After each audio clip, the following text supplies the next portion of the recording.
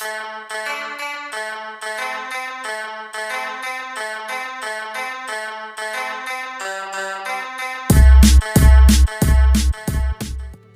stvar, ko je Kristijan Golubović? Ne, ja znam ko je Đakić. Prvi put čuo tada za njega. I šta sam čuo, nema oko i da boksuje za 300 evra. Yo, motherfuckers, dakle vidjeli ste blagu, da kažemo, vizualizaciju čega što se desilo.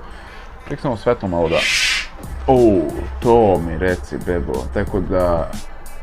Iskontali ste na osnovu naslova o čemu ćemo pričati danas. Tako da radi se naime o velikom bifu ili ti velikoj svađi između Aleksandra Kristijana Golubovića, čuvenog, pa on je sve u principu, i kriminalac, i fajter, i slikar, i muzičar, ali između Aleksandra Kristijana Golubovića i čuvenog, sada već bivšeg MMA borca Dušana Đakića.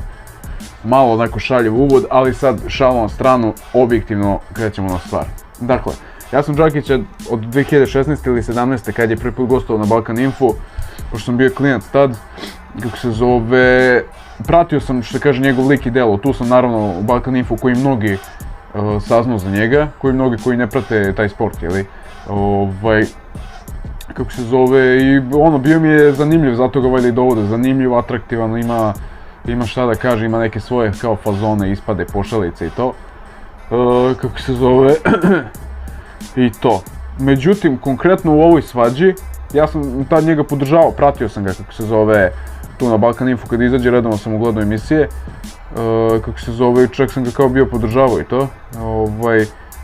A šta sam da kažem, pa da, konkretno u toj svađi, u ovoj situaciji između njega i Kristijana, iskreno smatram da je on pogrešio, zato što ga je Marko Jeremić, ili koji je tada već voditelj bio na Balkan Info u toj emisiji, pitao ga je za Kristijana Golubovića i to.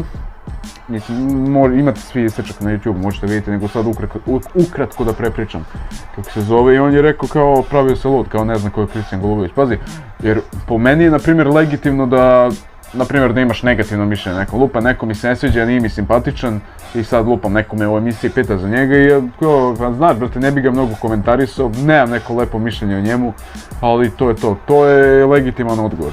Ali ovo kao da se praviš kao da ne znaš ko je, meni je to glupo, iskreno. Tako da, koliko god da sam podržavao Đakića, kako se zove, objektivno gledano, mislim da je u ovoj situaciji on pogrešio, naravno Kiki je to jedva čekao, kako se zove, da se nakači. To ipak je, opet je u suštini sve to show business i to. I ovo što je pomenuo u posljednjem ovom intervjuu na Balkan Info, Kristijan, Đakić, to jest, da ako hoće može na Megdan kao da se biju i to. U ovom kontekstu mi je to, ono, da kažemo, legitimno. Ja, na primjer, da sam na njihovom mjestu ne bih, ne na njihovom mjestu, nego generalno mislim da je glupo, ma za koje god pare, da rizikuješ da ti neko slomi vilicu, da te unakazi, kako se zove, zbog neke svote novca, jer ga, osim ako nije u samoodbrani. To opet nije stvar izbora, kad je u samoodbrani onda nemaš izbora. Mislim imaš, ali jasan izbor. Ali s obzirom da su njih dvojica, ajde kažemo, iz tog sveta, ono, fajterskog, mislim da je u tom slučaju okej kao da organizuju neki meč i to. Opet su jedan i drugi, da kažemo, medijske ličnosti, bit će tu i publike i novca, ne verujem da će biti sad nešto ono, wow, može bude nešto simbolično. Ali generalno mislim da u ovom kontekstu je to ono, prihvatljivo i to.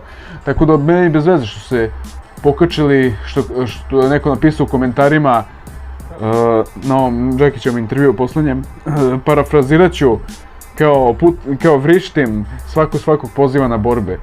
Što i jest, stvarno ispade tako, ovi se hejtuju, svako hoće da bije i to, ali na kraju sve ostane na tome, zato što realno, 21. vek je, znači koga, ti nekog da lupiš čvrgu napolju dobit ćeš 16 decenija robije, tako da opet je to sve show biznis, oni su na kraju krajeva i svesni da je to show biznis, pogotovo Kristijan.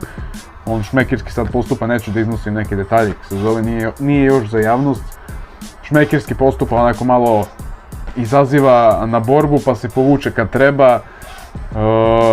Tako da tako i treba na kraju krajeva, nema šta da sad nekom lomi glavu. Opet da si čovjek da je najjači na svetu, da se pobije sa nekim koji je najslabiji, pa postoji 0,01% šansi da ga nešto nezgodno zakači, da ga taj što ima 20 kila sa sve 3 kreveta povredi. Tako da, to je bez veze način razmišljanja, to kao sad da vidimo ko je jači.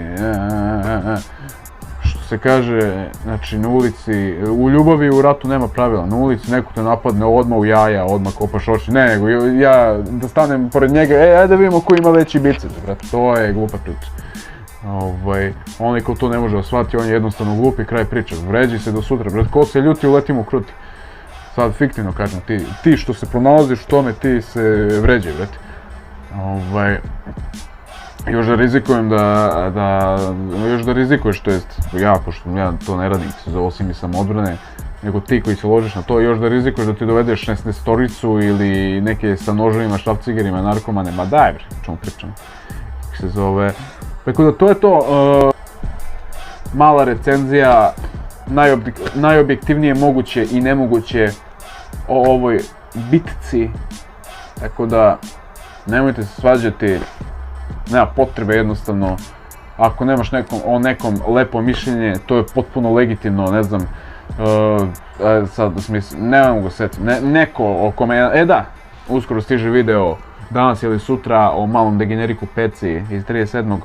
o kome nemam lepo mišljenje, ali pošto je dečko degenerik, imam puno pravo da kakim. Tako da ću da kakim, ali generalno što sam da kažem, sad skrećem mnogo ja sa teme. Ako nemaš nekome lepo mišljenje, kaži nemam u njemu lepo mišljenje. I to je to, motherfuckers, see you in the next episode, yeah, motherfuckers.